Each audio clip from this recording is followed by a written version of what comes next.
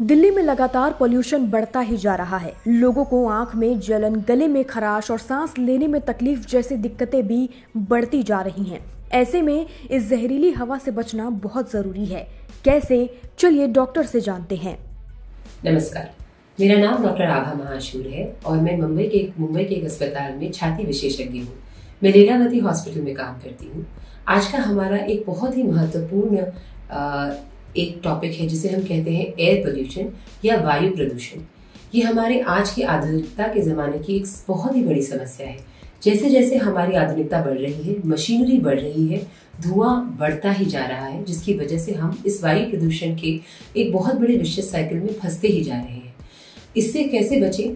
कोई ऐसी भी एक्टिविटी में इन्वॉल्व ना हो जिससे कि आप इस प्रदूषण में योगदान दे रहे हैं, जैसे कि धूम्रपान करना या जहाँ पर लोग रहते हैं उस एरिया में मशीनरीज खोलना, उस एरिया में बहुत बड़े इंडस्ट्रियल एस्टेट्स खोलना, जिससे कि ये धुएं में लोग ज़्यादा से ज़्यादा सांस ले रहे हैं। ऐसी सब चीज़ों से दूर रहिए।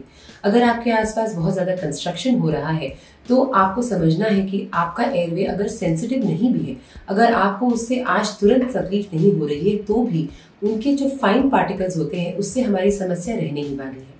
चलिए अब एक एक करके जानते हैं कि कैसे ये जहरीली हवा आपकी जान को खतरा बन सकता है।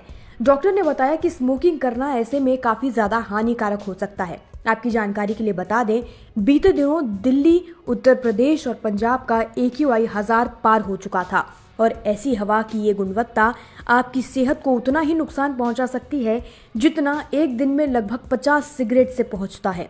यानी आप सिगरेट स्मोक कर रहे हो या न, आपके फेफड़ों को उतना ही नुकसान पहुंच रहा है। अगला डॉक्टर ने कहा कि जहां पर इंडस्ट्रियल एरिया है वहां जाने से बचें।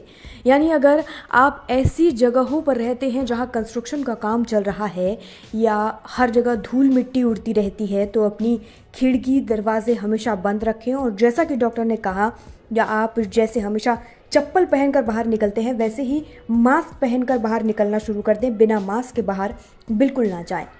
अब बात करते हैं मास्क की, कि अगर आप ऐसे सिचुएशन में मास्क पहनकर नहीं जाते हैं तो आपको बहुत ज़्यादा तकलीफ़ें उठानी पड़ सकती हैं। ऐसे में आपके लिए सबसे अच्छा ऑप्शन है N95 मास्क। इससे आपके आसपास अगर धूल मिट्टी या प्रदूषण ज़्यादा है तो इसके छोटे छोटे पार्टिकल्स आपके फेफड़ों में जाने से बच सकते हैं। इस मास्क से आपको लगभग 90% तक की सेफ्टी मिल सकती है। चलिए अब ये भी जान लेते हैं कि अगर आप ये सब सावधानी नहीं बरतते हैं तो आपको क्या क्या तकलीफ या बीमारियां हो सकती हैं। एयर पोल्यूशन से लंग्स के कामकाज में गड़बड़ी हो सकती है, जिससे अस्थमा और क्रॉनिक ऑब्स्ट्रक्टिव पल्मोनरी डिजीज यानी COPD जैसी समस्या आपको हो सकती है। इसके अलावा एयर पोल्यूशन से रेस्पिरेटरी सिस्टम में, यानी जो सांस लेने वाला जो सिस्टम होता है, उसमें वायरल और फेफड़ों का कैंसर होने का खतरा बढ़ सकता है। एयर पोल्यूशन से दिल की बीमारियां और दिल का दौरा पड़ने का खतरा बढ़ जाता है। इससे मेसोथेलियोमा और ल्यूकेमिया जैसी दुर्लभ और घातक बीमारियां भी होने के चांसेस बढ़ जाते हैं। साथ ही क्रॉनिक किडनी रोग और किडनी की चोट जैसी समस्या आपको हो सकती है। वहीं प्रेगनेंसी के दौरान एयर पोल्यूशन के संपर्क में आने से समय से पहले जन्म, कम वजन वाले बच्चे और मृत्यु जन्म का खतरा भी बढ़ जाता है। चलिए अब एयर पोल्यूशन स्पेशल डाइट की बात करते हैं। ऐसे समय में आपको कौन सी डाइट रोज फॉलो करनी चाहिए ये जान लेते हैं। विटामिन C से भरपूर फल जैसे कि संतरा, मौसम्बी, आंवला, नींबू, कीवी, स्ट्रॉबेरी वगैरह खा सकते हैं। विटामिन C एक एंटीऑक्सीडेंट है जो फेफड़ों को सुरक्षित रखता है।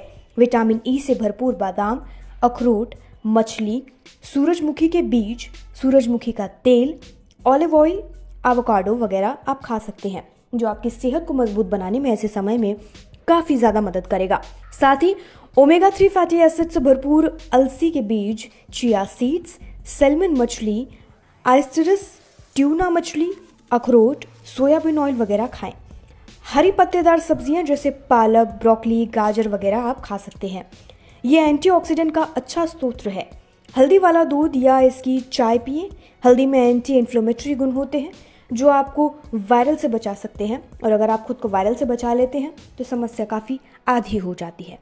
ऐसे में अपनी डाइट में बदलाव करने से पहले और अपने लाइफस्टाइल में बदलाव करने से पहले अपने डॉक्टर से संपर्क जरूर करें। बिना डॉक्टर से पूछे और बिना डॉक्टर की सलाह के अपने लाइफस्टाइल में और अपनी डाइट में कोई भी बदलाव ना करें।